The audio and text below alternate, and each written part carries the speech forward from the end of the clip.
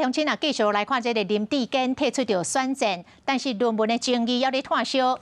有媒体人来压料，讲林志坚的论文确实是无抄袭，因为迄个论文哦，根本都毋是林志坚家己写的，是当时市长的助理杨玲仪来代写的。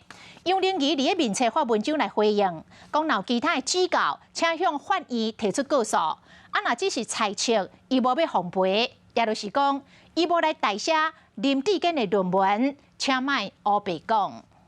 他说林志坚真的没有抄袭，他没有说谎，因为那个论文根本就不是林志坚自己写的。林志坚的论文到底敢有共抄？媒体人黄永明搁一摆压料。杨玲仪有参与跟陈明通、林志坚、于正煌一起开的论文讨论会，而且呢，杨玲仪每一次都全程参加。直接点名林志坚的代代论文，深头是由前助理杨玲仪代写的，所落来才搁含别个助理做完成，搁指控替林志坚背书的指导教授陈明通用国安局长的身份打电话给于正煌，爱伊卖讲话。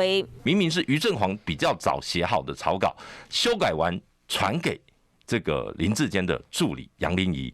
他们却颠倒是非，说是于正煌去抄袭。于正煌真正挡袂牢，才总算透过律师发声明驳回。媒体人黄永明嘛伫咧节目内底点名林志坚、陈明通和杨玲仪出来讲详细。一路陪伴我哦，那做了很多的完成了许多的不可能的任务。不过代代论文敢真正是杨玲仪代写，伊会知透过人面册说明，进前已经公开驳回过这件代志。若是有别个指教，欢迎提过；若是听人咧黑白讲，团体无影无迹故事，就袂奉陪到底。论文的事件，互林志坚提出桃园选战，不过风波同款伫咧正大咧拖。华视新闻看起来，赶快订阅我们的华视新闻 YouTube 频道，欢迎按赞、订阅、开启小铃铛，最新最及时的资讯要提供给你。